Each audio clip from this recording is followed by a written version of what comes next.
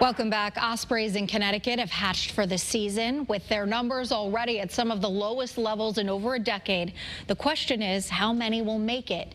Your reporter Luke Hydash explains why the species is struggling to survive.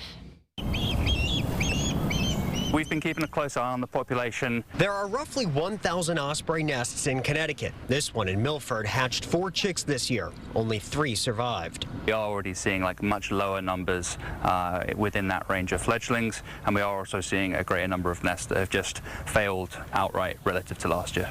The birds typically make a home near salt water, in places like man-made nests, even atop telephone poles like this one in West Haven near Sea Bluff Beach. The birds prey on fish, specifically a species called menhaden.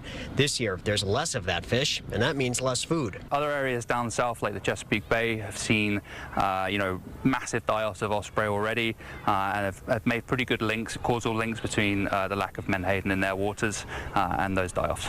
Matt Joyce helps run the Connecticut Audubon Society, which has hundreds of volunteers monitoring osprey nests across the state.